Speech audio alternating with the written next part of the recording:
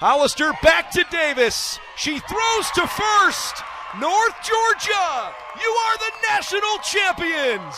It is so hard to win a national title. Again, you start to think about who the real powers are in Division II softball on an annual basis, and there's just no way to have that conversation without including North Georgia. Congratulations to the Nighthawks, your 2023 NCAA Division II softball national champions.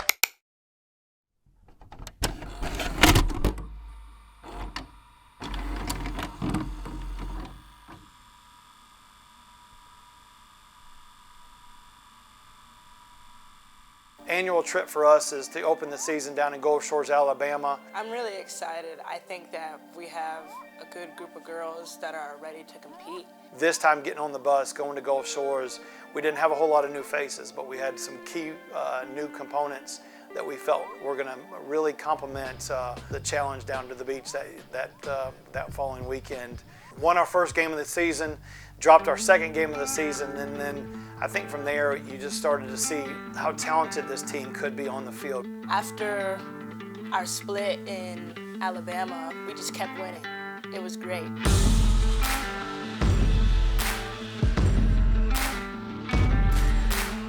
That just started everything, and then once we got to in that winning game streak in like 30 plus games, whatever, that was more games that I had won in my 3 years in college, like in that one season, and I was like, wow, softball, this is so fun. I'm having so much fun. We're just playing so well, and everything's just clicking for us. Everything's just going really well. We ended up winning our next 38 games in a row, and when you started to see the pieces kind of fall into place, I think last year was definitely a player-led team, and I think for a coach, that's kind of what you want to aspire to get to, and to kind of watch these young ladies kind of fall into their roles, to kind of accept their roles. And so we had a lot of players really step up for us during the course of the season. We had that 38-game winning streak, but that came to an abrupt halt.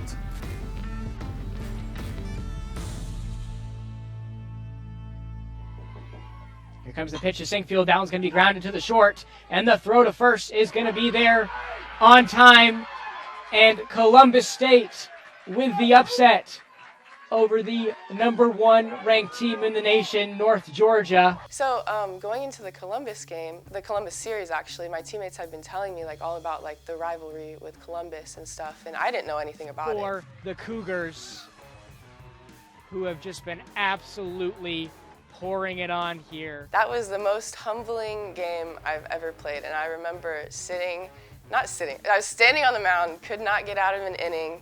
I think 8 runs scored in one inning, and I was like, I remember just like I felt like the world was turning around me. I was like, what is going on? And we were just on this hot streak, like we couldn't lose, and like the world fell apart. We dropped 2 big games against that team.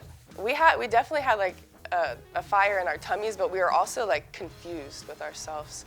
We're like, what are we gonna do? Like, what was that? So then I really do think that because of that loss to Columbus is the reason that we won the national championship, because I think that lit the fire. That was a reality check, because I think we just thought we were so good. We were too good. We couldn't lose. And then we were like, oh, shoot. When you look back, you really think that that's kind of the key part of our season where we really needed that gut challenge. And so many times in college athletics, we talk about the wins and you talk about the losses, but you talk about how you react to those wins and losses.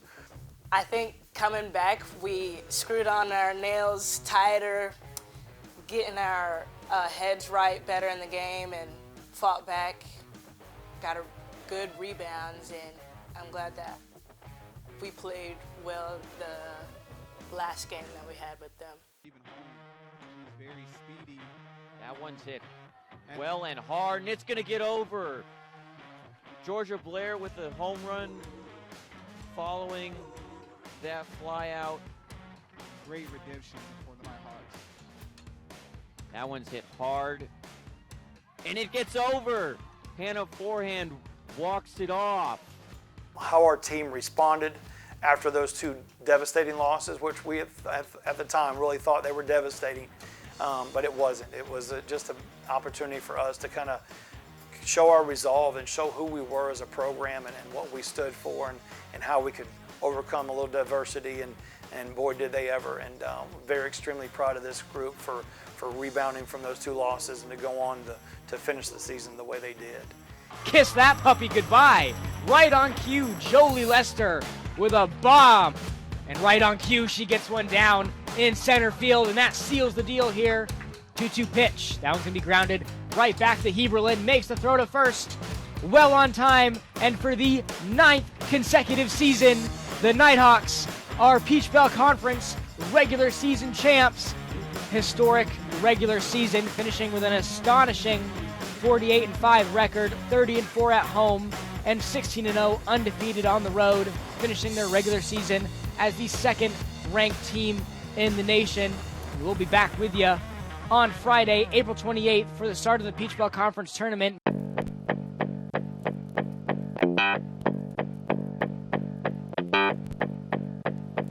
We lost our very first game of the conference tournament on our own home field, and another opportunity for us to kind of respond and see who we were. And I challenged our pitchers and I asked them who wanted the ball. And I think in that moment, Aniston Wright raised her hand. Aniston was my roommate last year, so seeing her struggle a bit my sophomore year was a bit hurting to me, because I knew that she wanted to play and I knew that she wanted to get out there and pitch for us and, you know, put her shoulder on the line. Coach had sent a text saying who was starting, and he said Aniston Wright. And well, Aniston has struggled with injuries all of college, and she got a little time in, like he would put her in, just easing her in. You know, we kind of protected her first couple innings. You know, we throw her maybe a pitch, maybe 2 pitches, maybe an out. Then we worked herself up to a couple outs during a game, and then to an inning a game, and maybe to a couple innings a game. And I remember when he sent that out, the team we were nervous. We were like, what? Like this isn't the best time. I don't know, like, because she hadn't pitched a full game. And it's such a big game. I was like, if we lose this game, the season is over.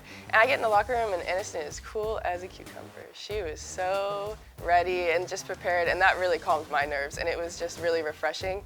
And I was like, okay, great. She's got this, and we got this. If she's confident, I'm confident. And she just went out there, and she dealt, and just threw the best game ever. So. But as every inning went along, you saw her gain confidence. And not only that, you saw her teammates' confidence in her, and you saw her teammates step up for her, so she wasn't going to fail. And I think as a coach, that meant more to me than anything. It was a 3-4 year journey that maybe even more than that when she was little, to get to this point, to win a college game, her first college game in her career that she'd been able to win, because it's the first college game she'd been able to complete. Grounded out and struck out today. Fly ball to shallow left field, and North Georgia has taken game 1 of the championship series. We finished the regular season as co-champions, and that was our 9th conference championship regular season in a row. We were sitting on 8 conference tournament champions in a row as well, and we wanted to prove to ourselves, not anybody else, that we were a different team than we were back in April. It wasn't just to beat one opponent, it wasn't to beat 2 opponents, it wasn't to win the regular season, it was to win as many ball games as we possibly could. Well, last year, since I tore my hamstring on that field, I never got to touch home plate, so that made it a dogfight in me that I had to perform well and get my lick back. Wick in the series was so hot, and at this point, like, it was just normal. Like, she was just so hot. She was hitting bombs and bombs, and I'm like, and she's little and quick, but she's got so much power, and she really she deserved the MVP of that tournament for sure. I mean, it's a big deal to anyone, but I had never won anything, and it was actually a joke not a joke, but like whenever we won the conference championship, like my teammates were like, you finally won something. Because that was 9 in a row for them, but that was my first. So I was so excited, and it was kind of like normal for them. I was like, come on, be more excited. Like, I've never won anything.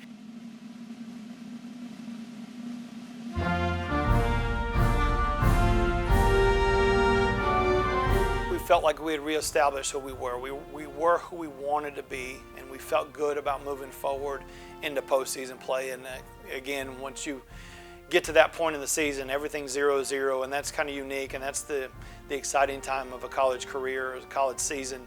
Being able to host regionals and super regionals was basically a reward for all the hard work that they had put in over the first 55 games or so to get to that position. North Georgia will host the Division II softball Super Regional. Super Regionals, we're playing Wingate at home, and Kristen throws this amazing game, the second game, shutout.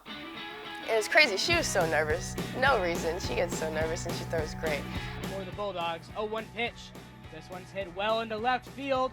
Jolie Lesser is there, makes the grab, and there you have it, folks. The Nighthawks have punched their ticket to Chattanooga, Tennessee.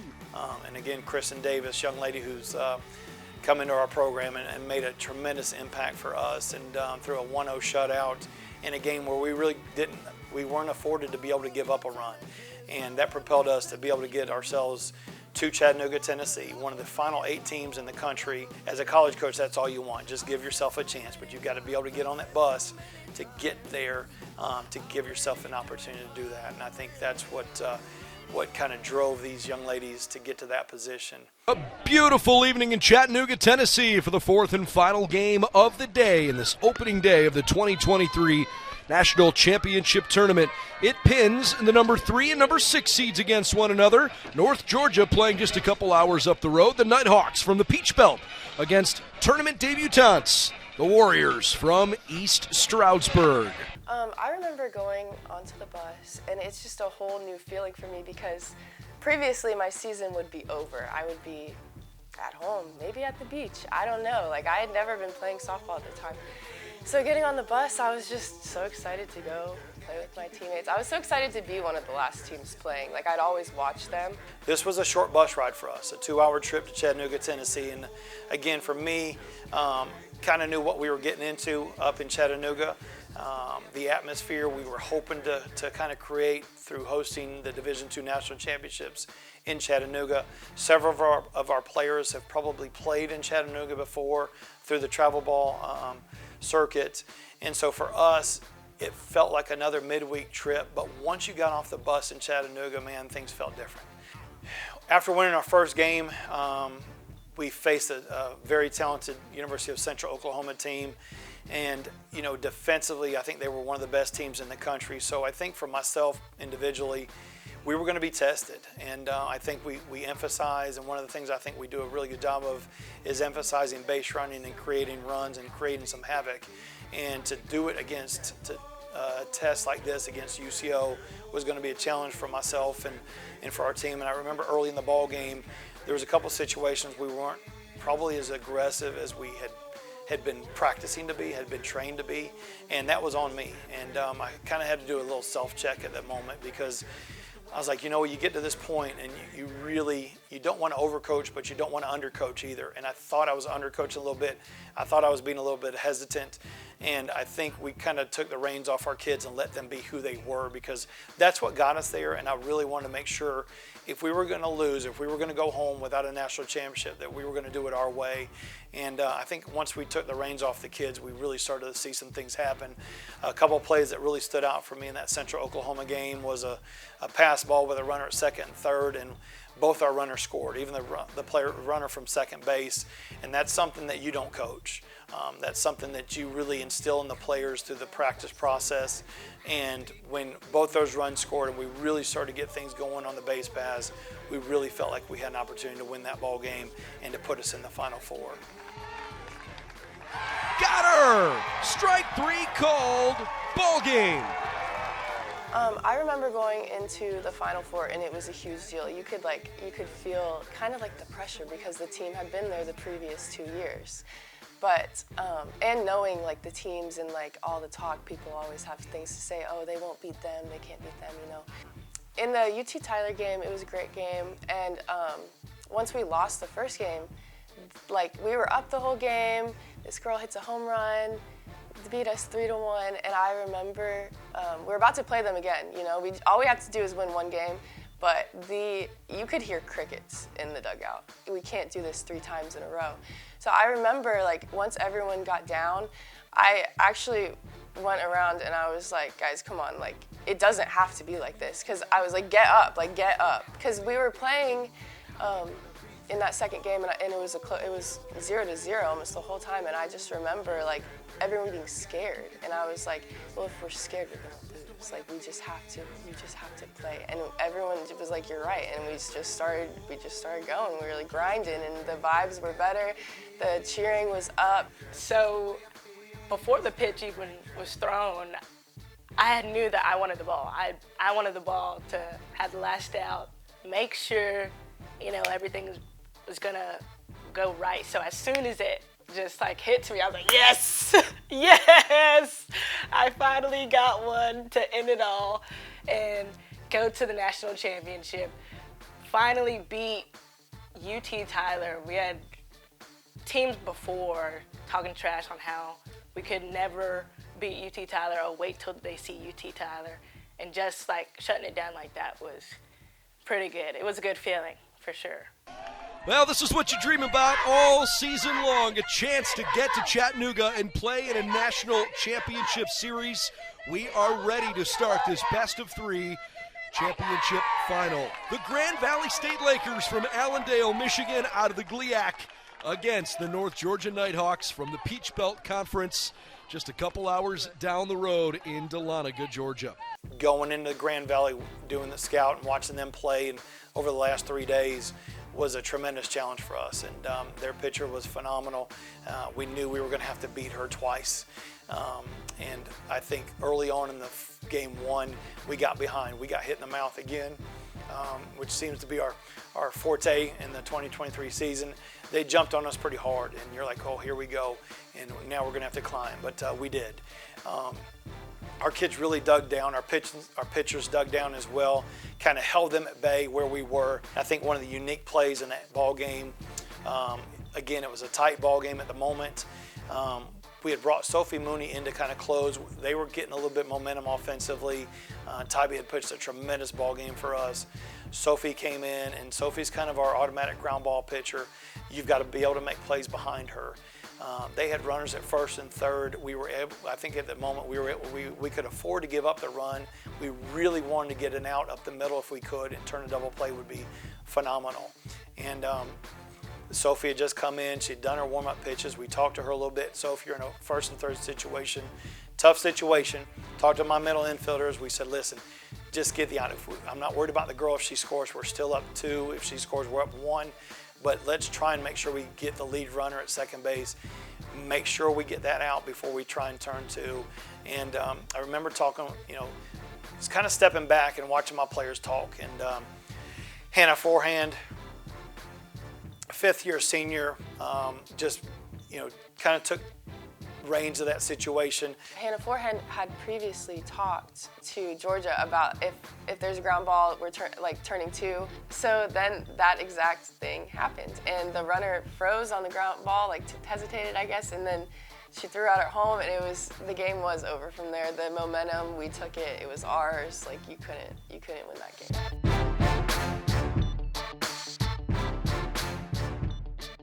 We are now going into 24 hours away from 7 innings away from winning the program's second national championship. So we either win or lose a national championship tomorrow. It doesn't get any better than this. Championship Wednesday in Division II softball. To hear the players talk, very relaxed, having fun, and a good position, I think, for myself. I felt confident, but you know, you prepare for everything as much as you possibly can. I felt like going in, we had 14 innings to play with. I wanted to get it over with in 7, like everybody probably did. We're in the North Georgia uniform, but I felt like we had the advantage because they're going to have to beat Tybee Denton or Delaney Heberlin or Kristen Davis, Sophie Mooney, Aniston Wright, and that's a tough task. And when you know that going in, you kind of felt like we had an advantage, and that was my only comfort. 1-0 is smoked past Goebel, base hit. Hollister coming up, throw to the plate is offline. North Georgia on the board. Sophie Mooney delivers again. Blair on the ground to short. Goebel had only one choice. Get the out at first. Forehand scores. An RBI ground out makes it 2-0.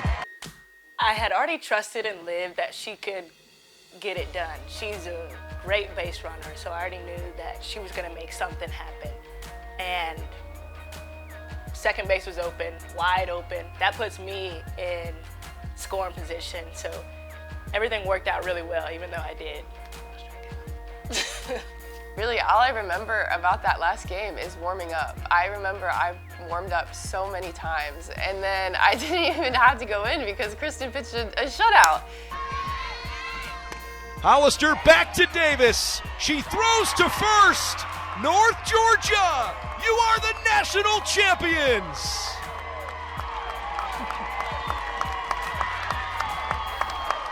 Do you hear her?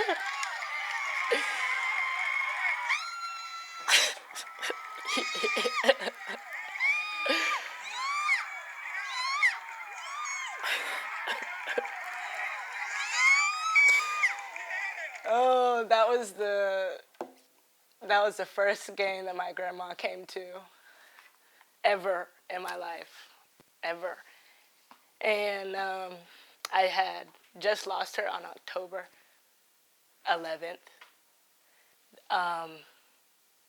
I've been wearing that number since I was 6 years old, number 11. So that one really hurt me. But my grandma, for sure, during that series was my good luck charm. I played really well. I was seeing the ball really well, and I was just happy that she was there to finally see me play. And I'm glad that I did really good for her. I know she's smiling down on me now.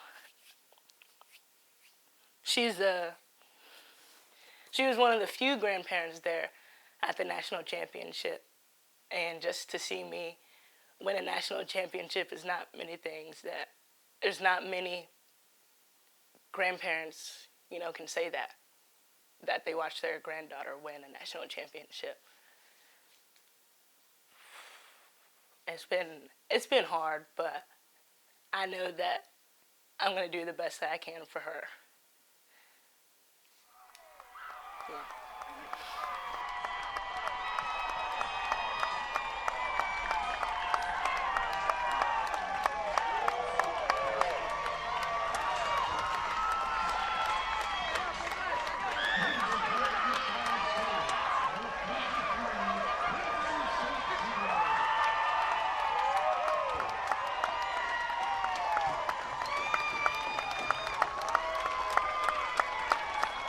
Honestly, after the game, I was just so excited to go see my dad because he's just been with me. I've been playing softball since I was 4. I'm 23 now, 19 years of softball. He's been there with me the whole time.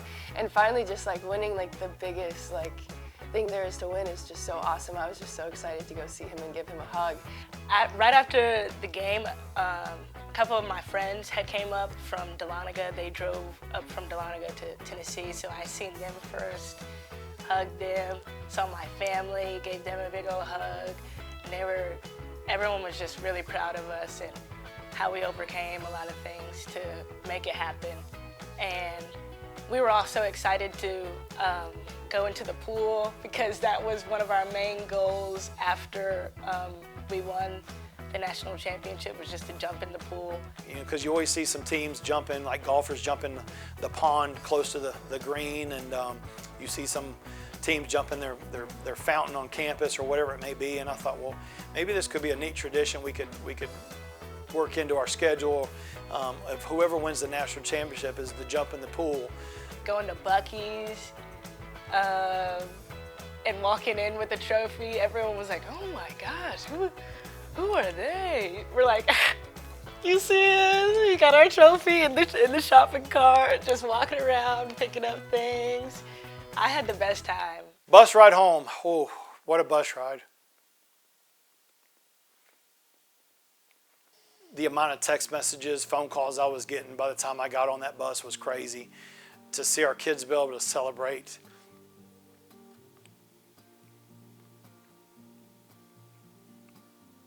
was special.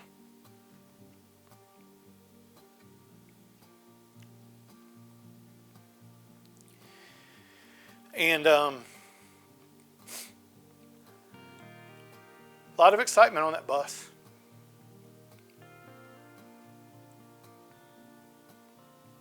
A lot of hard work, a lot of adversity, a lot of tough times, but a lot of good times. And it's like I've told people recently, as good a team as they were, and this team won more ball games than anybody in college softball at any level. They won their final game of the season, which is nearly impossible to do. But for me, they're better people than they were softball players. And that is a testament to their upbringing, to their family, and to the type of people that they are. They had a lot of fun during this season, and it showed. We had our moments where we were challenged, whether through the course of a game, whether through the course of a season, whether through the course of an inning, and they responded every single time.